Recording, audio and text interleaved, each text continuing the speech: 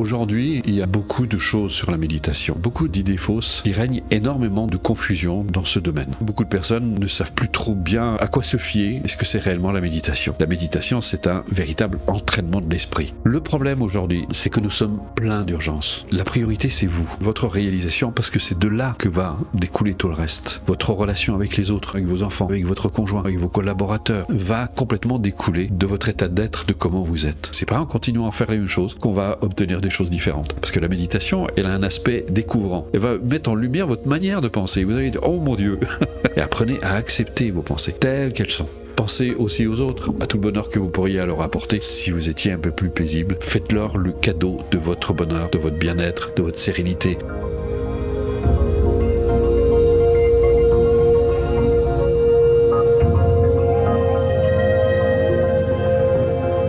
Ça fait des années, on est sur un projet qui s'appelle les Lucioles. Alors d'abord, je vais vous raconter l'histoire, pourquoi les Lucioles.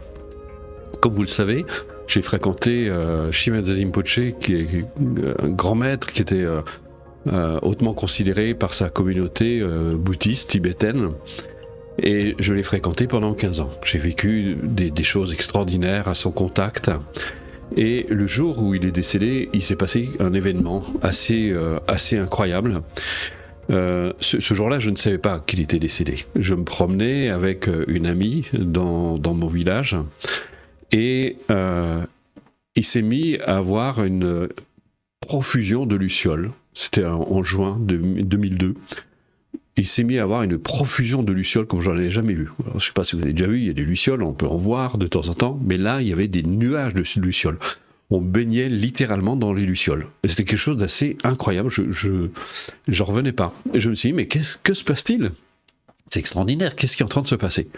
Et on se regardait tous les deux, on se demandait ce qui se passait, puis on est rentré à la maison, et ça dégoulinait le long des fenêtres, il y en avait partout. Le lendemain, plus rien, et il n'y avait plus rien, après, pendant même des années. Et ce jour-là, je reçois un coup de fil, le lendemain matin, je reçois un coup de fil. Mon ami et mentor Gérard Durus, qui m'a présenté d'ailleurs Shimada Rinpoche, m'annonce le décès de Rinpoche. Et l'apparition des lucioles s'est manifestée exactement à l'heure de son décès. Et ça a été vraiment bouleversant, j'en parle d'ailleurs dans mon livre « Quand la vague réalise qu'elle est l'océan », puis toutes les expériences que j'ai pu vivre. Et un an plus tard, je rencontre un lama tibétain qui connaissait bien Shimada Rinpoche, qui disait c'est quelqu'un qui avait de grands pouvoirs. Et il m'a dit tu réalises ce que ça veut dire les lucioles? Je lui ai dit oui. Il me dit tu sais ce que c'est que les lucioles plutôt? Je lui ai dit oui, c'est des insectes qui illuminent. Qu'on peut voir la nuit parce qu'ils sont lumineux. Mais il dit non, c'est les lucioles, c'est la lumière dans la nuit. Et je n'avais pas réalisé le symbole sur le moment. Et je trouvais ça extraordinaire. Et depuis, on a cheminé parce que notre objectif, c'est de créer un lieu où on pourra non seulement donner des stages, mais créer un environnement dans lequel on voudrait faire exister de l'harmonie avec aussi bien la nature. Donc évidemment, on va faire en sorte que ça soit un lieu de biodiversité où on pourra maraîcher aussi pour apporter dans nos stages les produits de notre propre maraîchage, etc. Enfin, il y a on a plein d'objectifs derrière ça, c'est-à-dire qu'on veut en faire un lieu modèle. Et donc on a décidé de l'appeler les Lucioles. Voilà, maintenant vous connaissez la petite histoire. Donc sachez que tous vos dons ne sont pas vains. Toutes les années, on commence à accumuler une petite somme qui va pouvoir nous servir, mais il faut avoir des fonds suffisants parce que ça représente des sommes assez considérables. On s'est déjà beaucoup renseigné. Maintenant, après, il faut trouver aussi le lieu, et ça, c'est aussi, c'est pas si simple que ça le paraît, mais en tout cas, on n'a toujours pas abandonné parce que de temps en temps, il y a des personnes qui nous disent, mais ça y est, est-ce que vous êtes déjà installé dans votre lieu? Et non, parce que, encore une fois, ça nécessite, on veut avoir évidemment financièrement les reins suffisamment solides pour réaliser ce projet. Donc voilà pourquoi pourquoi les lucioles. Maintenant, vous savez un peu plus. Au début, on était parti sur un éco-village et on se dit on va pas refaire un énième éco-village s'il n'y a pas d'activité au sein de ce lieu. Donc voilà, on est sur ce projet. Voilà, et donc encore une fois, je vous remercie vraiment du fond du cœur parce que le plus petit euro est une aide considérable pour nous. Ça nous permet de capitaliser chaque fois 5 euros par-ci, 5 euros par-là, 10 euros. Il y en a qui donnent des sommes assez importantes et franchement, on est vraiment très touchés. Je trouve ça fantastique parce que ça nous permet de garder bon espoir pour réaliser ce projet. Donc voilà, ça c'était la petite parenthèse. La méditation. Je trouve qu'aujourd'hui, il y a beaucoup de choses sur la méditation. Et je voulais profiter de cette méditation collective pour clarifier un certain nombre de points. Parce qu'il y a beaucoup d'idées fausses sur la méditation aujourd'hui. Et je crois que on se rend compte en discutant autour de nous qu'il règne énormément de confusion dans ce domaine. Et que même beaucoup de personnes ne savent plus trop bien à quoi se fier. Est-ce que c'est réellement la méditation? Il y a d'abord une des plus grandes idées fausses, c'est de croire que la méditation, c'est une pratique unique. Les personnes, je vois régulièrement, qui nous disent, voilà, je pratique, je m'assieds, j'observe mon souffle, etc. Et ils pensent que la méditation, c'est cette seule pratique. Alors je dis, mais ça va mettre beaucoup de temps avant que vous arriviez à vous libérer, parce que ça va demander beaucoup de patience, ça va prendre vraiment beaucoup de temps avant que vous arriviez à vous libérer. C'est très bien, c'est une très bonne pratique, mais c'est pas ça qui va réellement vous libérer. J'attends aussi, on me dit, c'est de la visualisation, je pratique la visualisation, j'ai entendu il n'y a pas très longtemps, je m'imagine avec les dauphins, en train de nager avec les dauphins, etc. Mais là, vous faites de l'imagerie mentale, vous n'avez rien inventé, c'est quelque chose qu'on connaît très bien, et ça peut faire beaucoup de bien, évidemment, je n'ai absolument rien contre le fait de pratiquer ce genre de technique, mais ce n'est pas de la méditation, et l'objectif de la méditation, on va en reparler, mais c'est de voir les choses telles qu'elles sont, et là vous vous enfermez dans votre bulle, dans votre bulle imaginaire. Ça a bien sûr des bienfaits, puisque c'est fait partie des pratiques de la méditation, mais ce n'est pas ça qui va vous aider à vous libérer de vos obstacles personnels, ça va juste vous apporter un bien-être temporaire. Il y a aussi une personne qui pratique la pleine conscience. J'ai lu tout un truc sur la pleine conscience et je trouvais ça extraordinaire parce que ça fait 50 ans que je pratique la méditation. J'ai vu l'évolution quand j'ai commencé à pratiquer la méditation. J'avais 14-15 ans quand j'ai commencé, j'ai pratiqué en autodidacte. Donc, à l'époque, il y avait très peu d'informations, il fallait vraiment le vouloir, il fallait vraiment les chercher. Et c'est beaucoup plus tard, évidemment, que j'ai rencontré tous ces grands maîtres, tous ces sages que j'ai fréquentés, que j'ai côtoyés. Moi-même, je me suis bercé d'illusions, je me suis enfermé dans des idées, dans des croyances. Bien sûr, je vivais des effets en pratiquant la méditation. J'ai même vécu, paradis, on appelle ça le feu sacré. Pendant un moment, j'ai médité, j'avais l'impression que tout mon corps brûlait. C'était assez spectaculaire comme expérience. Pareil, c'est un phénomène, ça libère énormément de choses. Donc c'est vrai que j'ai eu un grand sentiment de bien-être, mais évidemment, ça n'a pas duré. Quelques jours, quelques semaines après, tout ça était terminé. Qui disait à son disciple qui vivait des choses extraordinaires, d'abord des choses horribles, il lui dit t'inquiète pas, ça passera, et après il vivait des choses extraordinaires, lui dit ça passera aussi. Et j'ai fait ce constat aussi, qu'effectivement tout cela est bien fluctuant. Et plus tard, évidemment, quand j'ai rencontré Shimadze Rinpoche, j'ai eu à peu près le même écho. Aussi, les personnes qui pratiquent les mantras, donc c'est une pratique qui est très utilisée dans le bouddhisme tibétain. C'est une bonne chose, mais ça ne permet pas de réaliser l'éveil. Pendant un moment, ça vous permet de suspendre vos pensées, d'être dans un état où il y a beaucoup moins de pensées, voire plus du tout pendant un certain temps, mais votre mental revient à la charge aussitôt après. Mais en tout cas, effectivement, c'est une technique qui permet de produire un certain nombre d'effets. Donc vous voyez, il y a beaucoup, finalement, il y a beaucoup de choses, et c'est pas les seuls, il y a énormément de pratiques, et pour ceux qui suivent les cours, vous le savez très bien, la méditation, c'est un véritable entraînement de l'esprit, et qui doit se prendre suffisamment au sérieux. Il faut avoir une application suffisante, parce que ça me fait toujours penser aussi, j'entends des personnes qui pratiquent un petit peu par-ci, par-là, quand ils peuvent, ou ils essaient de coller ça quand ils y arrivent. Je leur dis, c'est un peu comme si vous faites du jogging une fois par mois, ça vous sert pas à grand chose, ça ne fortifie votre corps, ne peut pas se fortifier, donc il faut qu'il y ait une pratique évidemment régulière qui va faire que on va arriver à stabiliser notre conscience de plus en plus dans l'instant. On parle aussi évidemment, je parlais de la pleine conscience.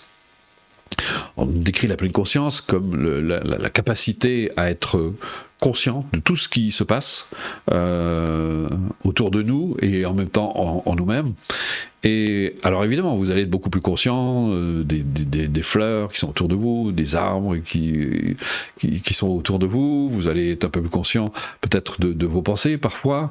Mais si vous continuez, on sait très bien que le problème, et c'est très décrié aussi de ce point de vue-là, c'est que cette pratique, si elle n'est pas faite de manière accompagnée et dans un contexte approprié, votre cerveau va être bombardé par des informations de plus en plus importantes. Il va recevoir énormément d'informations qui viennent de toutes parts, de vous, de votre esprit, de l'environnement, etc. Pour les personnes plus fragiles, on voit qu'il y a un accroissement des angoisses et de l'anxiété, et pour les autres, si vous persévérez, eh bien peut-être que vous allez devenir un petit peu fou, vous allez trouver qu'il y a un sacré bazar. La première chose, et ça c'est vraiment indispensable dans la méditation, vraiment la première chose, c'est de stabiliser. Calme. On appelle ça dans le bouddhisme, on appelle ça shamatha, la pratique de shamatha, la pratique du repos calme. C'est de tranquilliser son esprit. De même que l'eau, si vous ne l'agitez pas, elle va s'éclaircir. De la même façon, votre esprit, si vous ne l'agitez pas, vous allez avoir une vue plus claire. C'est chercher d'abord, première chose, la tranquillité. N'essayez pas de... Je vois des personnes parfois qui sont dans des difficultés, ils essaient plein de trucs, c'est revenez là où vous êtes. Je vais vous raconter une petite anecdote. J'étais avec une amie, je me promenais dans les bois, et puis elle me dit, Bruno, je suis complètement perdu. Je lui dis, mais non, on n'est pas perdu. On est là où on est dans les bois. Puis il ne comprenait pas ce que j'étais en train de lui dire. Et puis au bout d'un certain temps, je la ramène, je lui dis, tu n'es jamais perdu dès que tu es là où tu es, dès que tu as conscience de là où tu es. Et c'est Maman Damaï, cette grande sage indienne qui disait, c'est de là où on en est qu'il faut partir. Je trouve que c'est une phrase toute simple mais extraordinaire. C'est de là où on en est qu'il faut partir. C'est de là où vous en êtes. Revenez, dès que vous êtes perdu. Cette femme, effectivement, elle était perdue, mais elle était perdue dans ses pensées. Elle n'était pas perdue. Et je lui ai dit, reviens là. Elle a compris, en fait. Et ce qui était très bizarre, c'est que même symboliquement, c'était très intéressant. Quand on marchait, on tournait en rond. Et puis, parce qu'elle a raconté, elle était perdue. Puis à un moment, je l'ai ramené, je l'ai aidé à revenir, reviens là. Je lui ai dit, reviens là, regarde. Alors là, par contre, c'est très salutaire. Je lui dis, regarde autour de toi, regarde, écoute le vent dans les arbres. Et écoute la brise sens la brise qui te passe sur le visage. Mais là, c'était pour la ramener, parce qu'elle était tellement prise dans ses pensées. Et puis je la ramène, puis je lui dis, essaie de sentir le contact de tes pieds avec le sol, etc. Puis donc, on fait ce petit exercice, et je la ramène, et elle revient un peu plus là. Et puis là, ça y est, je comprends. Et après, elle n'a plus besoin de capter toutes les ambiances, etc. D'être juste là. Juste être. Juste là. Et quand vous êtes là, ça commence à aller mieux. Votre esprit peut faire la synthèse des événements, les pensées se clarifient, les choses se remettent dans l'ordre. Ça, c'est vraiment la première chose à faire. C'est vraiment la première chose qui peut vraiment vous aider. Mais pour ça, vous avez besoin d'entraîner votre esprit. Ça ne peut pas venir. J'ai vu un certain nombre d'entre vous, vous me dites, mais je viens à vos conférences, je viens à vos méditations collectives et ça me suffit. Non, ça ne peut pas suffire, c'est pas possible. Parce que l'esprit, ça s'entraîne. Et le problème, c'est que vous restez dépendant de moi et je vous soupçonne d'être un peu paresseux, c'est-à-dire de ne pas vouloir prendre votre vie en main. Et à un moment, il faudra bien prendre votre vie en main. Vous ne pouvez pas constamment dépendre de conditions extérieures. Votre bonheur, c'est vous qui le créez, à partir de là où vous êtes. Et si vous entraînez votre esprit, vous devenez autonome, vous devenez plus libre, et vous êtes capable justement de faire la part des choses, d'être capable de discerner ce qui crée la souffrance en vous-même, de ce qui crée le bonheur en vous-même, de favoriser les uns, d'abandonner les autres, etc. Mais ça ne s'obtient que par la pratique et que par une pratique régulière. Si vous vous contentez juste de venir à mes méditations collectives, juste à mes conférences, vous ne pouvez pas vous libérer. Et vous trouverez mes paroles merveilleuses. Puis au bout d'un moment, vous allez vous lasser. Vous allez dire, bon, il est bien, Bono, il est gentil, mais tout ce qu'il dit, je le sais déjà, etc. Puis vous allez partir. Et je vois régulièrement des personnes qui viennent me voir aussi, qui sont allées dans des tas de stages, qui ont fait plein de méditations. Pas plus tard que la semaine dernière, j'ai une personne thérapeute qui avait fait je ne sais pas combien de formations dans la méditation. Elle a passé des années avec les bouddhistes.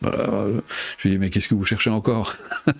Mais le problème, c'est que les gens ne mettent pas en application. Si vous ne mettez pas en application, ça ne sert à rien. C'est comme aller faire plein de formations dans toutes sortes de domaines différents, mais vous n'appliquez pas. Et le problème, c'est que vous n'appliquez pas. Et c'est pour ça que dans les cours, on vous propose un entraînement où vous êtes suivi étape par étape, une étape après l'autre, comme ça, vous pouvez vraiment intégrer. Et ça, c'est vraiment quelque chose de fondamental. Entraînez votre esprit. Le problème aujourd'hui, et c'est le problème de l'Occident, c'est que nous sommes pleins d'urgences. Les gens ont plein d'urgences, plein de priorités. Mais si vous ne comprenez pas que la priorité, c'est vous, c'est votre réalisation, parce que c'est de là que va découler tout le reste. Votre relation avec les autres, votre relation avec vos enfants, votre relation avec votre conjoint, votre relation avec vos collaborateurs, votre relation à l'argent, votre relation à tout, va complètement découler de votre état d'être, de comment vous êtes. Et c'est pour ça que quand vous avez des conflits avec les autres, la chose vraiment essentielle à faire en premier, c'est apaiser. Apaiser. Revenez à la base. Revenez à la base. Revenez là où vous êtes. C'est à partir de là que vous pouvez créer des choses positives. Si vous partez dans votre mental, si vous partez avec vos émotions, si vous partez avec vos pensées, vous allez créer, c'est ce que les bouddhistes disent, créer du karma. Vous allez créer du karma. C'est-à-dire que vous allez créer des histoires. Et vous allez vous empêtrer dans vos histoires. Et vous vous empêtrez. Et oui, ça, vous le savez, j'ai pas besoin de vous le raconter. Mais là, si votre esprit est entraîné, c'est le réflexe que vous avez, c'est de revenir là où vous êtes, revenez là où vous êtes. C'est là qu'est votre demeure, là où vous êtes. C'est pas à la maison, c'est là où vous êtes, là où vous êtes. Ça, c'est votre demeure, là où vous êtes. Et ça, c'est vraiment fondamental. C'est vraiment la première chose. À partir de là, vous avez des outils, ce qu'on appelle les antidotes, qui vont vous permettre de vous défaire, de développer, comme disait Dalai Lama, un ego sain. Plus d'estime de soi, plus de confiance en soi, se libérer de la culpabilité, tous ces outils. Mais tout ça, vous le savez déjà, ça fait partie du programme. Et c'est vraiment fondamental, mais là, encore une fois, c'est en appliquant. C'est extraordinaire, je vois des personnes qui suivent les cours, ils arrivent au 3e degré, je fais quoi maintenant? J'ai dit, mais vous les maîtrisez suffisamment pour dire, je fais quoi maintenant? Vous croyez qu'en 9 mois, on maîtrise ça? Ça fait 50 ans, j'ai l'impression encore de tâtonner. 50 ans de pratique et j'ai encore l'impression de tâtonner. Donc revenez, approfondissez. Et heureusement, parmi vous, il y en a qui me disent, et moi je suis revenu, je reviens, je recommence, c'est déjà la 5e fois que je recommence, mais chaque fois je découvre. Pourquoi? Parce que votre conscience, entre-temps, elle évolue. Vous prenez en considération un plus grand nombre de paramètres et ça devient beaucoup plus clair. Et donc il y a quelque chose vraiment de fondamental qui change. Et donc quand vous revenez sur les cours la première fois, c'est comme si vous les faisiez pour la première fois. Et chaque fois, c'est ce que vous me dites. J'ai l'impression de refaire des nouveaux cours. J'ai dit oui, vous refaites des nouveaux cours parce que c'est un autre vous qui est là. Avec une conscience différente la conscience est élargie, il y a des choses qui ont changé en votre esprit. Donc il y a cette évolution. Donc ne commettez pas cette erreur de la suffisance, parce que ça aussi c'est un des grands obstacles à la réalisation, à l'accomplissement personnel, à l'éveil, c'est la suffisance. Combien de fois j'entends des personnes qui viennent me dire « mais moi je sais déjà tout ça », ils sont dans une suffisance extraordinaire, il n'y a aucune humilité. Au contraire, un sage, qu'est-ce qu'il dirait? Mais je ne sais rien. Je ne sais rien, je suis là pour apprendre. Et ça fait de vous des êtres exquis. Cette innocence, d'être toujours, d'avoir l'esprit toujours ouvert, toujours enclin à s'émerveiller pour la moindre petite chose. Et tout devient une chance, une occasion d'élargir son champ de conscience. Chaque situation, chaque moment que vous vivez dans votre existence, même les plus désagréables, deviennent autant d'occasions d'élargir votre champ de conscience et donc d'être encore plus libre, d'avoir plus de joie, plus de bonheur. Même les contraintes, de temps en temps, eh bien, vous n'êtes pas parfait, comme disait un de mes amis bouddhistes qui disait, le bouddhisme, la méditation m'a appris une chose, c'est c'est que j'étais parfaitement imparfait. Et vous êtes parfaitement imparfait, et vous apprenez à rire de vos imperfections.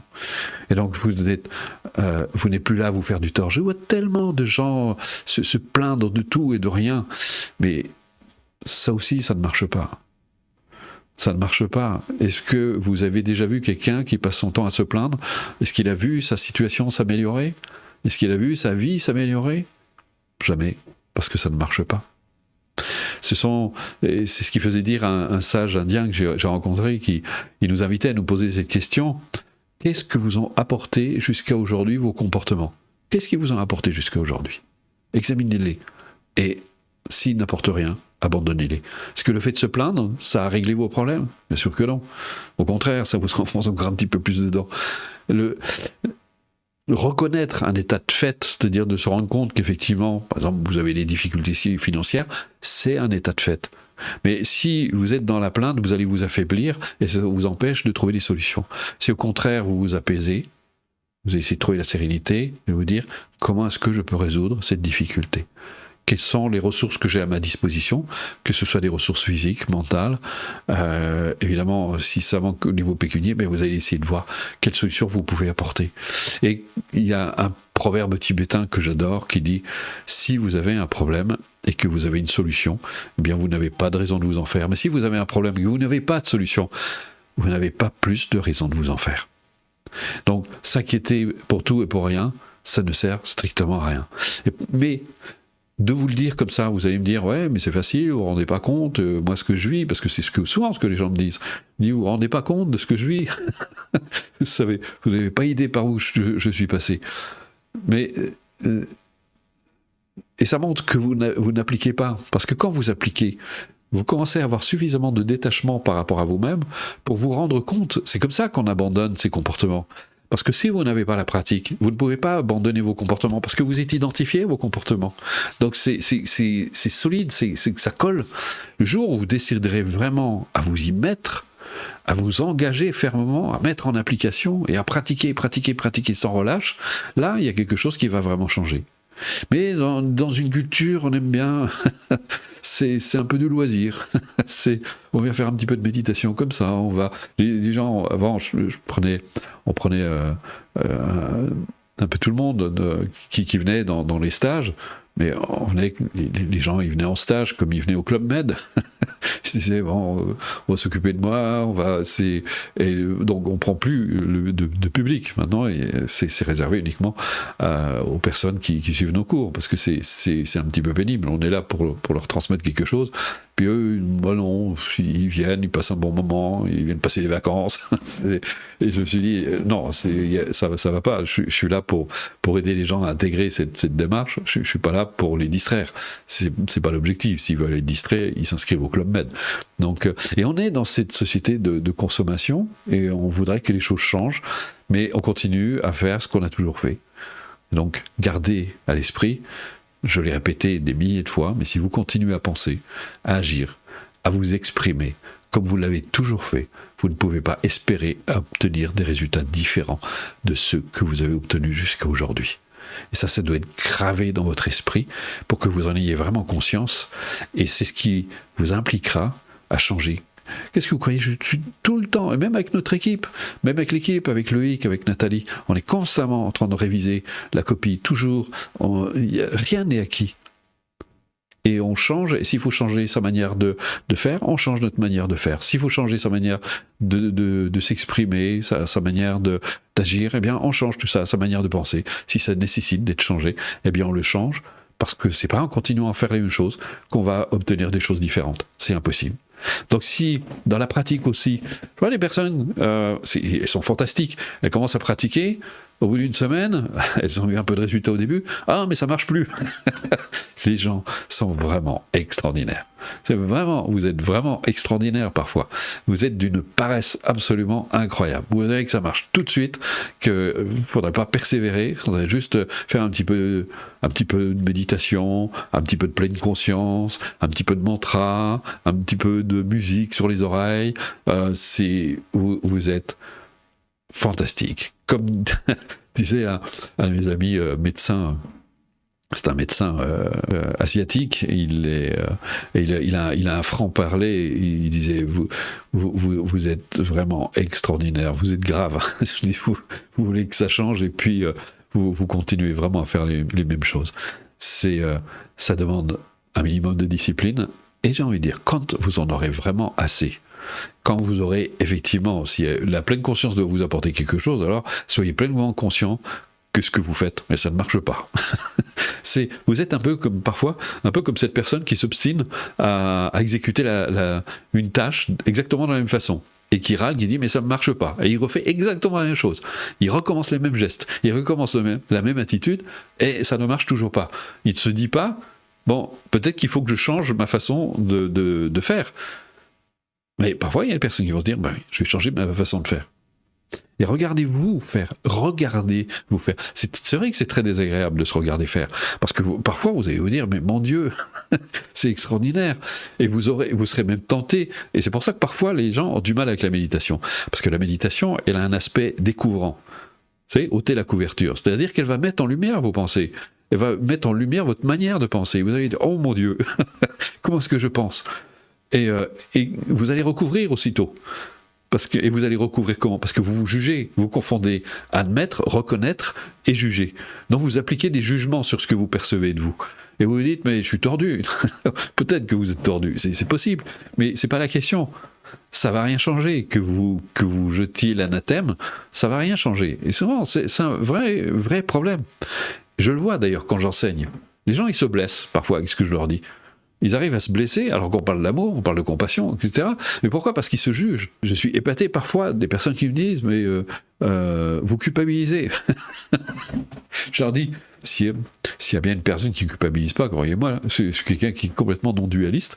Et je leur dis, mais c'est parce que vous jugez, que vous vous sentez jugé. Parce que vous confondez le fait de faire une remarque et d'appliquer un jugement. Et donc, je leur dis, si je vous dis que vous fonctionnez de cette manière, c'est parce que c'est ce que je perçois de vous. Et vous vous sentez jugé. Pourquoi ? Parce que vous vous sentez jugé. Parce que vous vous jugez. Parce que vous manquez d'estime de vous-même. Et c'est pour ça que ça rend la pratique difficile. Parce que vous mêlez sans arrêt vos jugements à ce que vous découvrez de vous. Et donc, ça fiche un sacré bazar. Donc, restez tranquille. Restez vraiment tranquille. Et apprenez à être à l'aise et de reconnaître qu'effectivement, vous avez des pensées tordues, et parfois on tombe sur ces zones d'ombre. Croyez-moi, c'est vraiment pas agréable du tout, mais c'est un état de fait. Vaut mieux reconnaître qu'on s'est blessé plutôt que de l'ignorer et que ça finisse par gangréner, puis après on vous coupe la jambe. Donc c'est un petit peu pareil. Il vaut mieux reconnaître qu'effectivement, on a des pensées un peu tordues, des pensées qui ne sont pas très saines. C'est juste un état de fait parce que vous pensiez que vous étiez quelqu'un d'extraordinaire, quelqu'un de bien, qui fait tout bien pour faire plaisir à tout le monde, etc. Mais ça vous essayez de plaire juste parce que vous voulez qu'on vous aime. Et ça n'a rien à voir. Eh bien, soyez à l'aise avec votre propre négativité.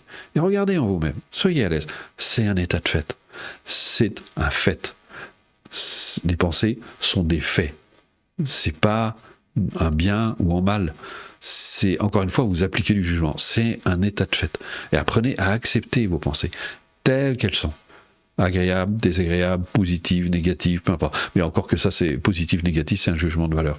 C'est juste un état de fait. Vous vous dites pas il est mauvais ce nuage. Il est sombre. Ben oui, il est sombre. Et il va produire de la pluie. Ce sont ses caractéristiques. C'est ni bien ni mal. Un nuage qui est clair, qui est blanc, peut-être que vous allez le taxer de joli, mais pour lui, c'est un état de fait. Il se fiche de savoir s'il est positif ou négatif, si vous l'appréciez ou si vous ne l'appréciez pas. Le nuage, il est ce qu'il est. Vous pensez que c'est exactement la même chose. C'est vous qui connotez. Et la pratique doit vous amener à être capable de voir les choses avec une totale équanimité, une attitude égale. C'est positif, c'est bien. C'est négatif, c'est bien. En fait, positif, négatif, ce sont des notions totalement relatives. C'est juste un état de fait. Et si vous ne voulez plus de cet état indésirable, arrêtez de vous accrocher et appliquez les antidotes. Voilà, j'espère que j'ai été clair. Voilà, donc c'était, je voulais remettre un petit peu au goût du jour de la méditation et pour vous, pour votre propre bonheur, votre propre accomplissement. Ne vous contentez pas des méditations collectives, ne vous contentez pas des conférences. Je suis très heureux, vous me disiez, c'est super ce que vous dites, c'est merveilleux, c'est magnifique, mais le plus important, c'est votre bonheur, c'est pas que moi je sois...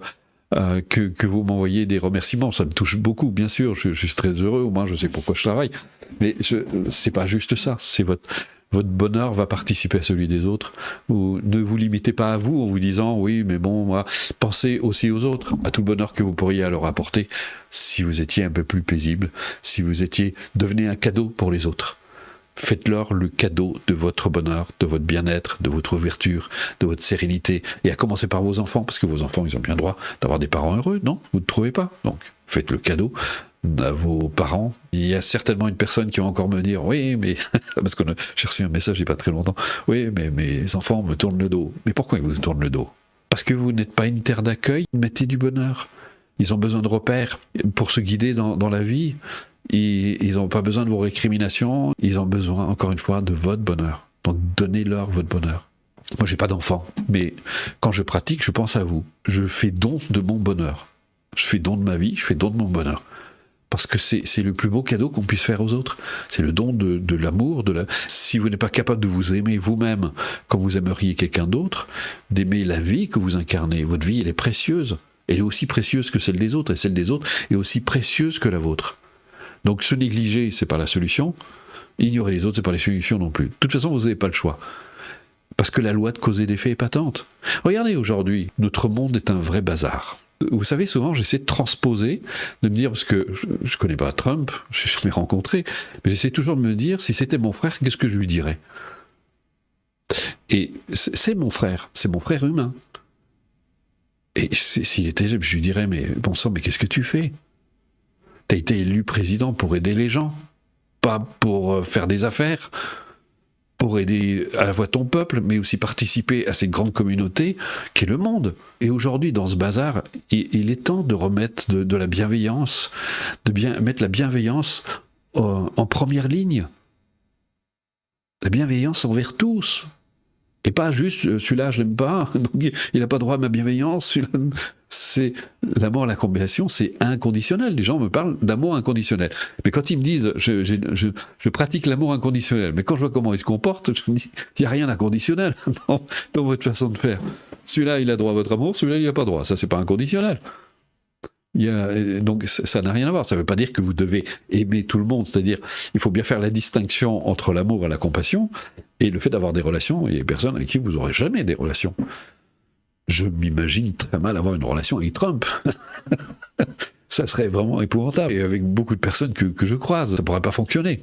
La compassion, oui. J'ai une infinie compassion pour Trump, même pour Poutine, si vous avez compris ce que c'est que la compassion, c'est puisse-t-il être libre de la souffrance et des causes de la souffrance. C'est-à-dire, qu'est-ce qui crée la souffrance? Ce sont bien nos obscurcissements mentaux. Donc, quand vous souhaitez à des gens comme ça, puissent-ils se libérer de leurs obscurcissements mentaux? C'est-à-dire qu'ils éveillent leurs qualités humaines, ils découvrent les causes du bonheur. S'ils découvrent que les causes du bonheur, c'est pas le fait de se faire du fric sur le dos des gens qui sont dans la souffrance, mais c'est d'avoir davantage de bienveillance et d'amour, là on a gagné quelque chose. C'est comme ça qu'on ira vers la paix dans le monde. C'est que tout le monde cultive. Mathieu Ricard le dit lui-même, la solution pour demain, ce qui sauvera l'humanité, c'est l'amour inconditionnel. Rien d'autre. Donc continuons à pratiquer l'amour, cette bienveillance, et je sais, Dieu sait si c'est pas facile, croyez-moi, je suis premier au courant, ça fait 50 ans que je pratique la méditation. Vous voyez pas, j'ai détesté des gens, j'ai haï des gens, c'est compréhensible, c'est humain, mais c'est pas le chemin à suivre, parce que c'est le chemin qui vous emmène vers la souffrance. C'est pour ça que quand on demandait à Dalai Lama, pourquoi est-ce que vous ne haïssez pas les Chinois, il disait, si je hais les Chinois, c'est moi qui vais souffrir, c'est pas eux. Donc si vous comprenez ça, ça vous permet d'abandonner plus facilement ces tendances. Alors elles reviennent parce que c'est tellement plus facile de se laisser aller à la colère. C'est tellement plus facile de se laisser aller à la convoitise. C'est tellement plus facile de se laisser emporter dans la négativité. C'est tellement plus facile. Mais pour quel résultat? Donc, J'ai choisi la bienveillance, j'ai choisi l'amour, j'ai choisi la compassion. Et ce sera comme ça jusqu'à ce que je quitte cette terre. Et c'est pour ça que je suis là avec vous. Cultivons la bienveillance, l'amour, la compassion pour tous les êtres. Aujourd'hui, il y a des peuples entiers qui souffrent, qui sont sous les bombes, qui sont torturés, qui vivent des choses. Il y a 30 000 enfants qui meurent de faim par jour. Alors qu'il y a suffisamment de ressources sur Terre pour que tout le monde puisse manger à sa faim. Et tout ça, c'est à cause de l'ego, juste à cause de l'ego. C'est pas à cause des politiques, c'est pas à cause des... c'est à cause de l'ego. C'est juste l'ego, c'est un problème d'ego. Rien d'autre. C'est parce que moi, je me considère comme la personne la plus importante au monde. Et que les autres, je m'en fous. Et on en arrive à ce point. Alors je vous propose maintenant de pratiquer la bienveillance. Et je vous invite, on va commencer par notre petite prière habituelle, la prière de motivation. Par le pouvoir et la vérité de mes pratiques, puissent tous les êtres jouir du bonheur. Puisse chacun de mes actes, de mes pensées, chacune de mes paroles contribuer à l'éveil de tous. Puisse ma vie tout entière devenir un phare pour celles et ceux qui errent dans la souffrance. Puissais-je, par ma propre motivation, mes efforts personnels et mes réalisations, susciter ce même désir d'accomplissement chez les autres. Que toute ma vie et quoi que je fasse soit une œuvre, une lumière de liberté et de joie pour autrui. Voilà, prenez le temps de vous installer confortablement, assis sur un zafou, un fauteuil, votre canapé. Mais par contre, essayez de veiller à ne pas être avachi ici, d'avoir un dos droit sans être rigide. Voilà, vous pouvez balancer en avant, en arrière, sur les côtés pour sentir, essayer de trouver le point milieu. Voilà, puis vous décontractez, vous laissez votre corps se relâcher. Vous relâchez les épaules, le ventre. Voilà. Et vous ramenez votre attention sur vous-même. Vous prenez conscience de l'espace qu'occupe votre corps là où vous êtes. Vous englobez cet espace avec votre conscience. Voilà, vous pouvez percevoir toutes les sensations qui s'élèvent à la conscience. Le fait que votre ventre, par exemple, est un peu plus relâché. Vous libérez votre respiration qui se fait toute seule. Ça respire en vous. Vous pouvez avoir aussi conscience des points de contact de votre corps avec le support sur lequel vous êtes assis. Voilà, vous percevrez tout cet environnement physique, votre corps qui peut retrouver un état naturel. Les échanges se font librement, naturellement. Votre corps qui respire tout seul, naturellement. Les sensations qui fluctuent au niveau de votre organisme. Et vous pouvez percevoir tout cela en même temps.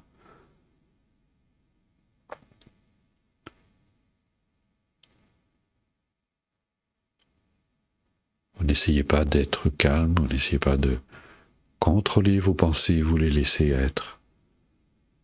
Et là, c'est pareil, peut-être pouvez-vous sentir votre front et vos yeux se relâcher aussi et de percevoir ce calme, cette tranquillité qui s'installe toute seule naturellement. Vous n'avez rien à faire, juste être là, juste être présent.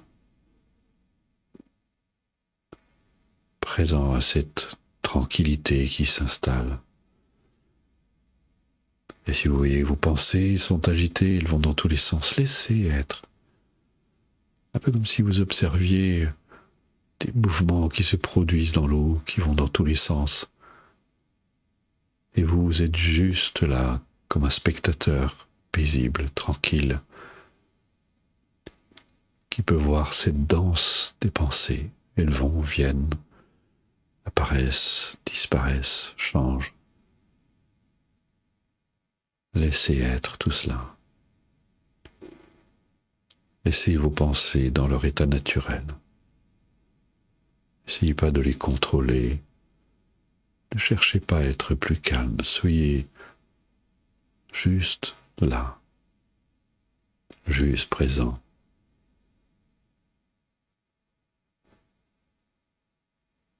Juste là avec vous-même. Et c'est ainsi que vos pensées, sans cesse agitées par les circonstances, les tourments, le stress, peuvent trouver un rythme plus tranquille et constater que pour cela vous n'avez rien à faire, juste être là, juste posé, juste présent, avec cette présence bienveillante à l'égard de vous-même, à l'égard de votre corps et à l'égard de votre esprit. Juste être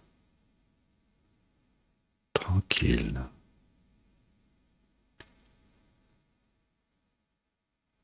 Et dans cet état d'ouverture, laissez votre corps respirer, prenez conscience de votre souffle qui se fait librement, tranquillement, ça respire en vous.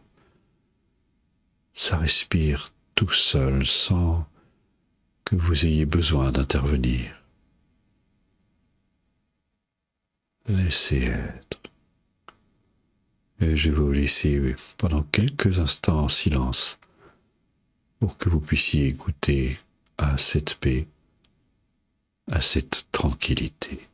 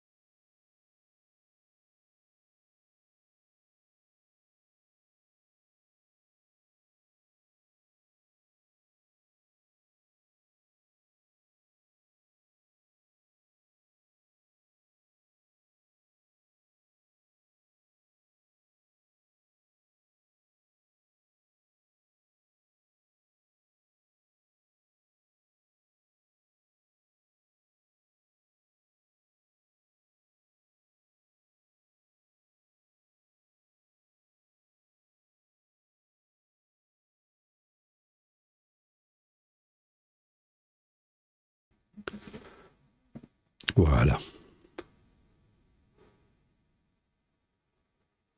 Je vous propose maintenant, pour cette méditation, vous allez penser, vous allez faire venir à la conscience une personne que vous aimez bien, une personne avec qui vous vous sentez bien, avec qui vous avez de bons rapports. Ça peut être votre enfant, ça peut être votre conjoint, conjointe, ça peut-être un ami, peu importe, ou une personne qui est un peu éloignée aussi, mais vous aimez bien cette personne. Et vous allez invoquer, en quelque sorte, cette personne dans votre esprit. Vous allez penser à elle, et vous allez manifester à son endroit de l'amour, de la compassion. À travers la compassion, vous allez tout simplement lui souhaiter de se libérer de tout ce qui fait obstacle en elle à son propre accomplissement, à son bonheur. Puisses-tu être libre des causes de la souffrance, de tes propres obscurcissements mentaux. Et vous allez aussi manifester de l'amour à son endroit, puisses-tu t'établir dans les véritables causes du bonheur, que sont l'amour, la compassion et la sagesse. Puisses-tu réaliser pleinement ces capacités, ces ressources qui sont inhérentes à ton esprit. Allez-y, souhaitez-lui sincèrement du fond de votre cœur. Il s'agit de votre ami, d'une personne que vous aimez bien. Et c'est tout le bien que vous pouvez lui accorder. Puisses-tu être libre de tout ce qui fait obstacle à ton bonheur et le réaliser pleinement. Je vous laisse quelques instants en silence pour pratiquer.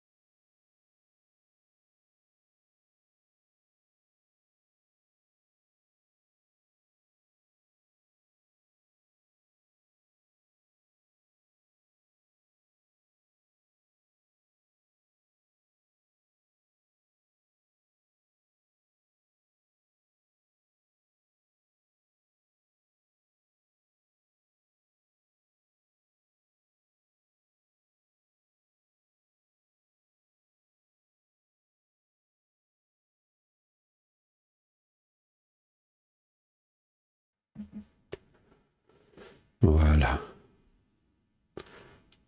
Gardez le fil de cet état d'être, de cette bienveillance, de cette compassion.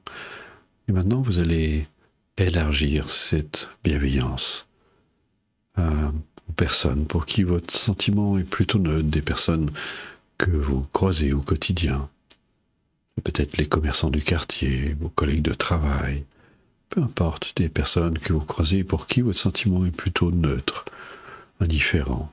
Et vous allez penser à ces personnes et vous allez faire exactement la même chose, c'est-à-dire leur souhaiter, puissiez-vous tous être libres des causes de la souffrance. Puissiez-vous être libres de tous ces obscurcissements mentaux, de tout ce qui vient trahir votre sérénité, votre paix.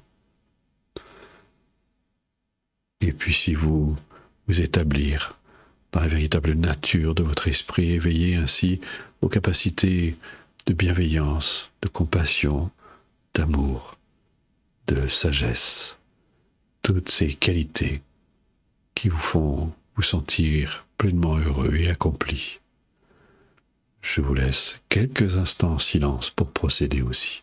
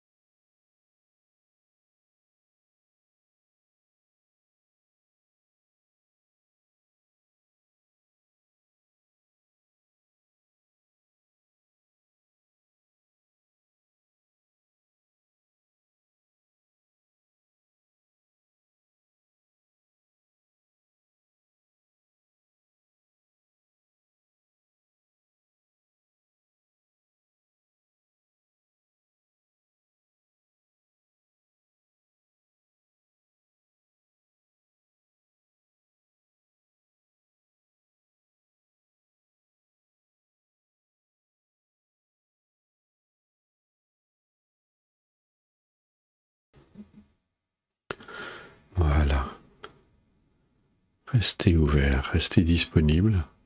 Et maintenant, vous allez étendre cette bienveillance, cet amour, cette compassion envers des personnes pour qui votre sentiment d'ordinaire est plutôt négatif, en tout cas pas très heureux. Ne cherchez pas au début à prendre des personnes avec qui vous avez eu, si vous avez été maltraité par exemple, et que cela réveille vraiment un sentiment profond de haine, de colère. Attendez d'avoir suffisamment d'entraînement pour le faire. Si vous vous sentez tout à fait capable de le faire, alors allez-y. Néanmoins, pensez à quelqu'un plutôt qui vous agace, à qui vous avez un peu de difficulté à avoir des relations harmonieuses. Et dans ce détachement complet, dans ce recul, vous pouvez penser à cette personne et lui souhaiter de se libérer de ses propres obscurcissements mentaux. Puisses-tu être libre de tout ce qui génère de la souffrance, puisses-tu être libre de ces obscurcissements mentaux, de ces toxines mentales.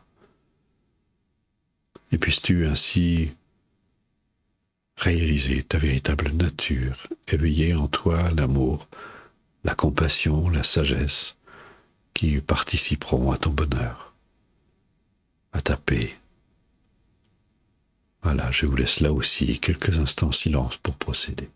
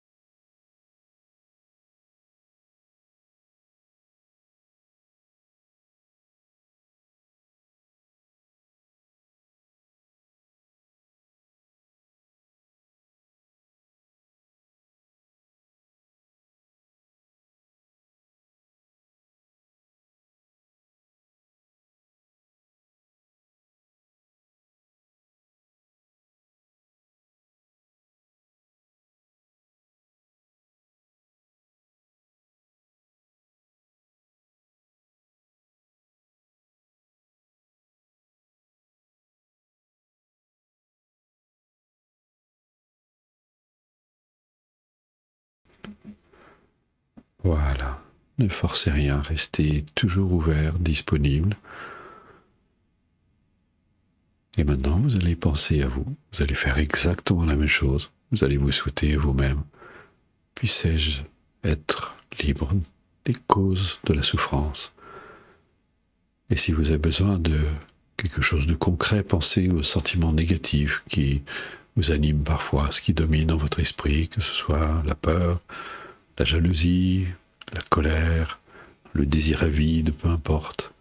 Souhaitez-vous à vous-même d'être enfin libre de ces obscurcissements mentaux, de ces toxines mentales qui viennent trahir votre sérénité, votre paix. Puissé-je me libérer de ces obstacles et réaliser enfin le bonheur et m'établir dans les véritables causes du bonheur que sont la bienveillance, l'amour, la compassion, la sagesse.